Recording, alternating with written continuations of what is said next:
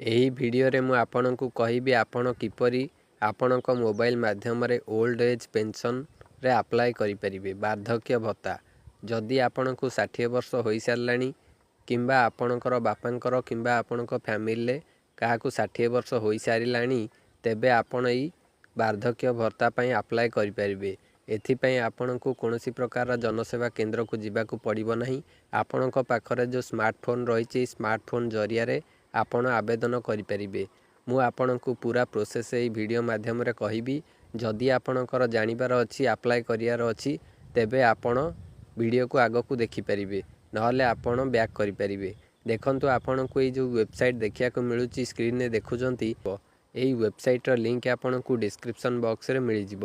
ଏହି ୱେବସାଇଟ୍କୁ ଆସିଲା ପରେ ଆପଣ ତଳକୁ ସ୍କ୍ରଲ୍ କରିବେ। ତଳକୁ ସ୍କ୍ରଲ୍ କଲା ପରେ ଏଇଠି ଆପଣଙ୍କୁ ଏକ ଭତ୍ତା ଯୋଜନାର ଅପସନ୍ ଦେଖିବାକୁ ମିଳୁଛି। ଏଇ ଯେଉଁ ଭତ୍ତା ଯୋଜନା ରହିଛି ଏହି ଭତ୍ତା ଯୋଜନା ଅପସନ୍ ଉପରେ ଆପଣ କ୍ଲିକ୍ କରିବେ। ମୁଁ ଏବେ କ୍ଲିକ୍ କରିଦେଉଛି। ଏଠି କ୍ଲିକ୍ କଲା ପରେ ଅପସନ୍ ଦେଇଛି, ପ୍ରଥମେ ଆମେ ସ୍କେମ୍ ସିଲେକ୍ଟ କରିବା। ଦେଖନ୍ତୁ ଏଠି ସିଲେକ୍ଟ କରିସାରିଲା ପରେ ଏଇଭଳି ସବୁ ଅପସନ୍ ଗୁଡ଼ିକ ଆସିଗଲା। ପ୍ରଥମରେ ଦେଖିବା ସୋସିଆଲ ସିକ୍ୟୁରିଟି ପେନ୍ସନ୍ ସ୍କେମ୍। ଏହି ଅପସନ୍ ଉପରେ ଆମେ କ୍ଲିକ୍ କରିଦେଇ ତଳେ ଥିବା ପ୍ରୋସିଡ୍ ଅପସନ୍ ଉପରେ କ୍ଲିକ୍ କରିଦେବା। ଯେଉଁ ପ୍ରୋସିଡ୍ ବଟନ୍ ରହିଛି ଗ୍ରୀନ୍ କଲର୍ର ଦେଖନ୍ତୁ। ଏଠି କ୍ଲିକ୍ କରିଦେଲା ପରେ ଏଇଭଳି ଫର୍ମ ଆସିଯିବ। ଏଇଠି ଦେଖନ୍ତୁ ପ୍ରଥମ ରହିଛି ପେନ୍ସନ୍ ଟାଇପ୍, କେଉଁ ପ୍ରକାରର ପେନ୍ସନ୍ ଆପଣ ଆବେଦନ କରିବାକୁ ଚାହୁଁଛନ୍ତି। ପେନ୍ସନ୍ ଟାଇପ୍ ଏବେ ସିଲେକ୍ଟ କରିଦେବା। ଆପଣ ଯଦି ଓଲ୍ଡ ଏଜ୍ ପେନ୍ସନ୍ ପାଇଁ ଆପ୍ଲାଏ କରିବାକୁ ଚାହୁଁଥିବେ ଓଲ୍ଡ ଏଜ୍ ପେନ୍ସନ୍ ସିଲେକ୍ଟ କରିବେ, କିମ୍ବା ଅଦର ଅପସନ୍ ମଧ୍ୟ ରହିଛି। ଆମେ ଓଲ୍ଡ ଏଜ୍ ପେନ୍ସନ୍ ଆପ୍ଲାଏ କରିବା ପାଇଁ ହେଇଛେ, ଓଲ୍ଡ ଏଜ୍ ପେନ୍ସନ୍ ଆପ୍ଲାଏ କରିବା। ଏଠି କ୍ଲିକ୍ କରିଦେବେ। ଏଠି କ୍ଲିକ୍ କଲା ପରେ ପ୍ରଥମେ ଆପଣ ଏଠି ଦେଖିପାରୁଥିବେ ଆପଣଙ୍କୁ ଆପଣଙ୍କର ନାମ ଦେବାକୁ ପଡ଼ିବ। ନା ପରେ ଫାଦର୍ସ ନାଁ ଦେବାକୁ ପଡ଼ିବ। ଏହାପରେ ଆପଣଙ୍କର DOB date of birth, age, ତାପରେ ଆପଣଙ୍କର ଏଜ୍ ପ୍ରୁଫ୍ ଭାବରେ ଆପଣଙ୍କୁ କିଛି ଦେବାକୁ ପଡ଼ିବ, ଯେପରିକି ଆପଣଙ୍କର ଆଧାର କାର୍ଡ଼ ଏଜ୍ ପ୍ରୁଫ୍ ଭାବରେ ଦେଇପାରିବେ, କିମ୍ବା ଅଦର କିଛି ଡକୁମେଣ୍ଟ ଯଦି ରହିଛି ଯେଉଁଥିରେ ଆପଣଙ୍କର ଏଜ୍ର ପ୍ରମାଣ ଦେଉଛି ତାହା ଆପଣ ଦେଇପାରିବେ। ସେଇ ଫାଇଲ୍ର ଏକ୍ସଟେନସନ୍ ହେବା PDF ହେବା ଦରକାର। ସେ ଫାଇଲ୍ଟି ଆପଣଙ୍କର PDFରେ ହେବା ଦରକାର। ଏଠି ତାହା ଅପଲୋଡ଼ କରିବେ। ଏହାପରେ ଆପଣ ଆପଣଙ୍କର ଜେଣ୍ଡର ସିଲେକ୍ଟ କରିବେ। ଏହାପରେ ଆଧାର ନମ୍ବର ଦେବେ। ଆଧାର ଭେରିଫାଏ ଅପସନ୍ ଉପରେ କ୍ଲିକ୍ କରିବେ। ଭେରିଫାଏ କଲା ପରେ ଭେରିଫାଏ କରିବାକୁ ହେଲେ ଆପଣଙ୍କୁ ମୋବାଇଲକୁ ଏକ OTP ଆସିବ। OTP ମଧ୍ୟ ଦେଇ ଭେରିଫାଏ କରିଦେବେ।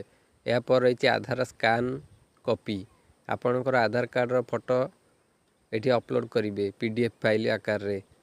ମୋବାଇଲ ନମ୍ବର ଦେବେ। ଷ୍ଟେଟ୍ ସିଲେକ୍ଟ କରିବେ। ଡିଷ୍ଟ୍ରିକ୍ଟ ଏଠି ସିଲେକ୍ଟ କରିବେ।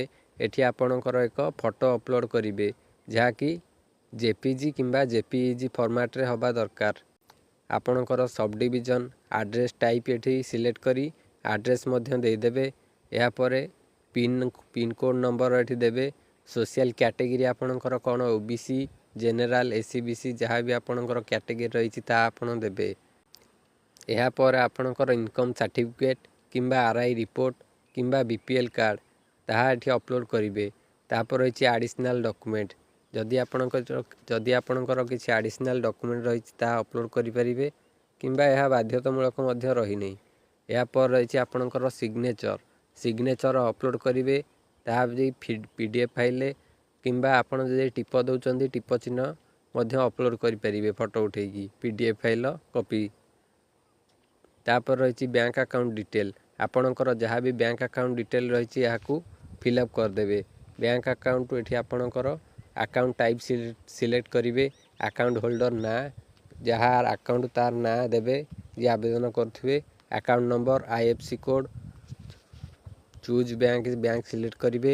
ବ୍ୟାଙ୍କର ବ୍ରାଞ୍ଚ ସିଲେକ୍ଟ କରିବେ ଓ ଏହାପରେ ପାସବୁକ୍ ମଧ୍ୟ ଫଟୋ ଉଠେଇକି ଅପଲୋଡ଼ କରିବେ। ଫଟୋ ଉଠେଇକି ନୁହଁ ତ ପାସବୁକ୍ PDF ଫାଇଲ୍ ଏଠି ଅପଲୋଡ଼ କରିବେ। ତାପରେ ଏଠି ଏକ ଡିକ୍ଲାରେସନ୍ ରହିଛି, ଯାହାକୁ ଆପଣ ଏଠି ଟିକ୍ ମାର୍କ ଲଗାଇବାକୁ ପଡ଼ିବ। ଦ ପ୍ୟାରେଣ୍ଟାଲ ବା family income of the applicant is not more than 60,000 per annual. ଆପଣଙ୍କର ଆନୁଆଲ୍ ଇନକମ୍ ଫ୍ୟାମିଲିର 60,000ରୁ ଅଧିକ ନ ହୋଇଥିବା ଦରକାର। ଏହାପରେ has not be considered of any criminal offence. ଆପଣଙ୍କର କୌଣସି क्रिमिनाल ऑफेंस नथिबा दरकार। या पर रही is the permanent resident of Odisha 20 year. आपण परमानेंट रेसिडेंट होइथिबा दरकार। ए तीनटा अंक क्लिक कर दे आपण एठी सबमिट बटन उपरे क्लिक कर देबे। आपणकर एप्लिकेशन सबमिट हो जिवो। जदि आपण को यहा परे किछि मागे तेबे आपण नेक्स्ट प्रोसेस गुडी को कंप्लीट कर देबे। एप्लिकेशन सबमिट कला परे आपण को एक नंबर मिलिबो जो नंबर द्वारा आपणकर एप्लिकेशन को ट्रैक करि परिबे, स्टेटस चेक करि परिबे।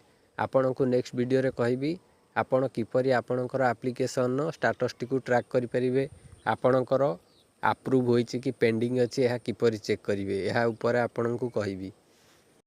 जदि आपण ई ओल्ड एज पेंशन ने अप्लाई करिया को चाहुचंती एई भली माध्यम रे करि परिबे। एई जो लिंक आपण को डिस्क्रिप्शन बॉक्स रे मिल जिवो। एटू आसी एई सब गुडी को फिलअप करी आपण एथि पय आवेदन करि परिबे। जहाँ जहाँ आपण को मागुची से सब गुडी का आपण फिलअप करिवे ओ एप्लिकेशन सबमिट करिवे। लास्ट रे आपण को जो एक्नॉलेजमेंट नंबर टी मिलिबो, रिसिप्ट नंबर टी मिलिबो, से नंबर टी को आपण को नोट कर रखिया को पड़िबो किंबा स्क्रीनशॉट मार देबे। आपण को से नंबर द्वारा ट्रैक करिबारे हेल्प करिवो।